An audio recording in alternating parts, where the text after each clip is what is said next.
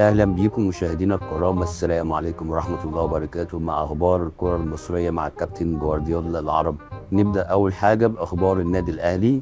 النادي الاهلي هيلاعب نادي باتشوكا المكسيكي النهارده الساعه 7 بتوقيت القاهره على ملعب 974 في قطر. النادي الاهلي يرتدي اللبس الاحمر والشورت الاسود، اما نادي باتشوكا المكسيكي هيلبس الزي الابيض بالكامل. خلينا نتكلم على تاريخ المواجهات بين الاهلي وبين نادي باتشوكا المكسيكي. كان في مباراه بين النادي الاهلي وبين نادي باتشوكا المكسيكي سنه 2008 في كاس العالم للانديه.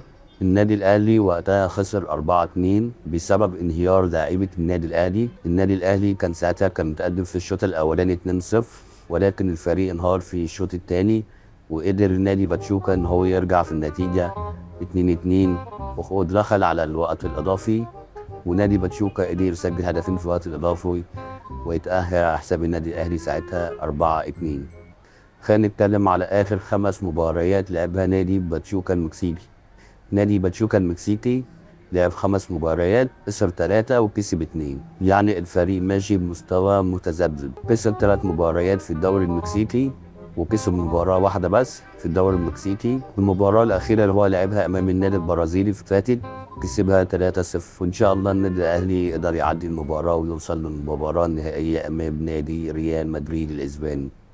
خلينا ناخد الخبر الثاني، وهو خبر انضمام كريستيانو رونالدو للنادي الاهلي للعب في كاس العالم للانديه اللي هتقام في الصيف الجاي ان شاء الله. الخبر بيقول ان كريستيانو رونالدو مرشح ان هو يلعب للنادي الاهلي. في اخبار بتقول ان المستشار تركي آل الشيخ ممكن يرعى الصفقه دي عشان يلعب معانا في كاس العالم للانديه.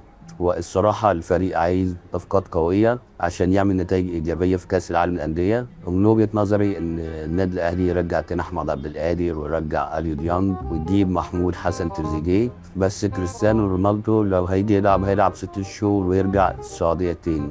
إن شاء الله توفيق للنادي الأهلي في كأس العالم للأندية. ناخد الخبر اللي بعد كده، وهو ترشيح حسين الشحات وزيزو واللاعب الجنوب أفريقي روان ويليامز للفوز بأفضل لاعب داخل القارة الأفريقية لعام 2023-2024. طبعا أنا أتمنى إن زيزو أو حسين الشحات أو أي حد فيهم يفوزوا بأفضل لاعب داخل القارة. والكاف برضو مرشح النادي الأهلي ونادي الزمالك ونادي صن داونز إن يفوز بأفضل نادي في أفريقيا، وأتمنى سواء النادي الأهلي أو نادي الزمالك يفوزوا بجائزة أفضل نادي في أفريقيا لعام 2023-2024. ناخد أخبار نادي الزمالك.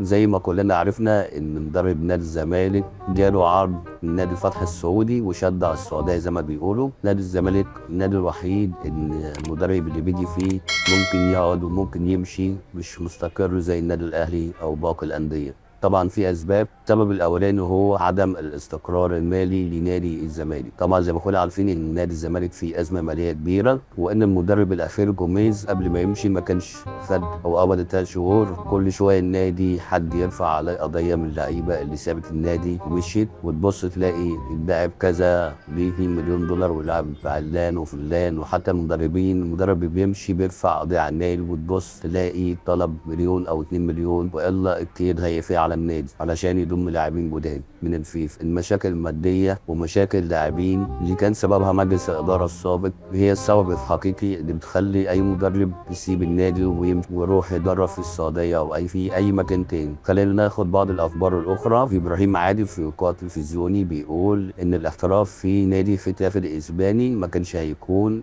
كوبري اني ارجع العب تاني في مصر. نادي معين بياخد كل سنه بطوله افريقيا وبيلعب في كاس العالم للانديه، واني كنت عايز ابقى محترف ومميز زي صلاح ومرموش. الصراحه انا اتمنى ان ابراهيم عادل انه يلعب بره في اوروبا او اي لعيب مميز بشكل عام. لو عندنا 3 4 لاعبين زي صلاح كده بيلعبوا في اوروبا، تخيل هيبقى شكل المنتخب ازاي. وانا شايف ان اتحاد الكوره المفروض يتدخل في حاجه زي كده. إن لو في لاعب مميز بيلعب في الدوري المصري وعايز يحترف، المفروض ان اتحاد الكوره او اللاعب يلجأ لاتحاد الكوره، واتحاد الكوره يدعم اللاعب ويبقى في صفه عشان يقدر يحترف بره، بشرط ان هو ما يكونش النادي اللي هيلعب فيه في اوروبا ده ما يكونش ليه كوبري عشان يلعب لنادي تاني مصري. بس مين هيعمل كده؟ ودي كانت اخبار اليوم مع الكابتن جوارديولا العرب، واتمنى تعملوا لايك ومتابعه عشان تتابعوا اخر الاخبار الكوره المصريه.